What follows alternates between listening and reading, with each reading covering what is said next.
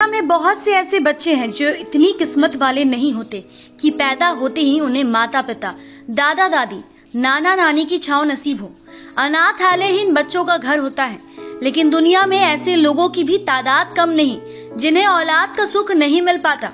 एक पूरी फैमिली के लिए दोनों ही एक दूसरे के लिए उम्मीद की किरण होते हैं, यानी माता पिता को संतान मिल जाए और जो अनाथ है उन्हें माता पिता का साया।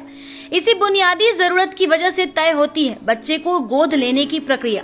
धनबाद में माँ बाप से बिछड़े और राक्षसी प्रवृत्ति का शिकार बने उस 3 साल के बच्चे को क्या मालूम था कि उसकी यही बदकिस्मती एक दिन उसे मुकद्दर का सिकंदर बना देगी। धनबाद के SNMMCH में जब उसका इलाज चल रहा था तब वो कुछ भी बताने की हालत में नहीं था। अस्पताल कर्मियों और CWUC के लोगों ने उसका नाम सिकंदर रख दिया। उन्हें भी नहीं मालूम था कि जिसका नाम वो लोग सिकंदर रख रहे हैं वो एक दिन मुकद्दर का सिकंदर बन जाएगा। ये सिकंदर सचमुच में आज मुकद्दर का सिकंदर बन गया। केरल के एक शिक्षक परिवार ने बच्चे को गोद ले लिया। धनबाद का ये बहुत ही चर्चित और क्रूर मामला है। जुलाई 2023 में वो धनबाद स्टेशन परिसर में जख्मी हालत में मिला था।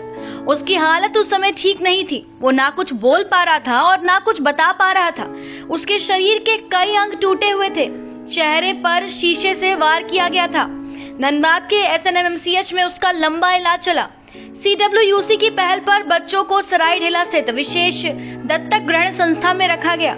यहाँ रखकर उसके परिजनों की तलाश कराई गई, लेकिन कोई सफलता हाथ नहीं लगी। इधर जनवरी महीने में CWUC ने बच्चों को लीगली फ्री घोषित कर दिया था। इसकी पुष्टि CWUC के चेयरपर्सन उत्तम मुखर्जी ने भी की। चूंकि ये मामला काफी चर्चित हुआ था, धनबाद के वरीय कांग्रेस नेता, झारखंड पेट्रोलियम डीलर एसोसिएशन के प्रदेश अध्यक्ष अशोक कुमार सिंह भी अस्पताल जाकर बच्चे की देखभाल करने वालों को आर्थिक मदद की थी। बच्चे को कहां से उठाकर लाया गया था, क्यों उसके साथ इस तरह का व्यवहार किया गया था, इसका खुलासा आज तक नहीं हुआ। लेकिन अब उसकी किस्मत उसके पक्ष में काम करना शुरू कर दिया है। वो केरल में रहेगा, उसे ममता की छांव मिलेगी, पढ़ाई लिखाई करेगा, समाज के मुख्य धारा से जुड़ेगा। बोरा में बच्चा मिला था सर, उसका क्या कुछ हुआ? सुने कि उनको कोई गोद लिया है। देखिए, एडॉप्शन जो है वो CWC का कोई मुद्दा नहीं है, हमारा टॉपिक भी नहीं है वो। लेकिन क्या है कि CWC ने उसमें बहुत बड़ी भूमिका निभाई थी। हमारे सारे मेंबर्स, पूरी CWC की team, district child protection unit के लोग भी, वो बच्चा को चाइल्ड लाइन रेलवे ने हम लोगों को खबर दिया था। उसके बाद उस बच्चा का जो पहला काम होता है उसको SNMMCH हॉस्पिटल में दाखिल कराया गया था। गंभीर हालत में उसका इलाज उलाज चला वहाँ पर, और हम लोगों ने प्रयास किया कि पहला काम होता है कि ट्रीटमेंट, और नेक्स्ट होता है कि उसके परिजनों की तलाश हो। उसके लिए मीडिया में विज्ञापन वगैरह प्रकाशित कराया गया, और जब कोई आया नहीं, काफ़ी काउंसलिंग हुई। बच्चा कभी कहता है कि माँ बाप नहीं मारा, बहुत तरह का बात बोला, लेकिन कोई लोकेशन नहीं दे पाया। तो अंततः हम लोग थक हार कर क्या किए कि डिस्ट्रिक्ट चाइल्ड प्रोटेक्शन यूनिट और SA की रिपोर्ट के आधार पर उसको स्पेशलाइज एडॉप्शन एजेंसी में रखा गया था।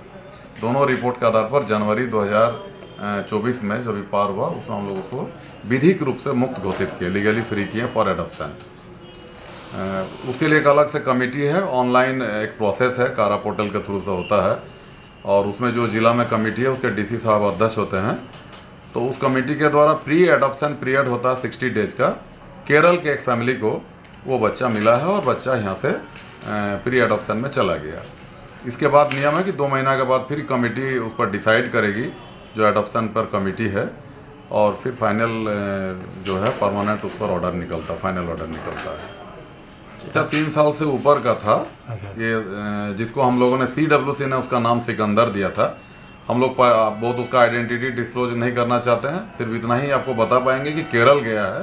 परिवार का ID आपको हम नहीं दे पाएंगे, और बहुत ही बेहतर ढंग से बच्चा वहाँ पर है। आप लोग तस्वीर देखेंगे तो आपको लगेगा कि बच्चे की किस्मत अगर जहाँ पहले था उससे बहुत बेहतर पोजीशन में बच्चा गया है।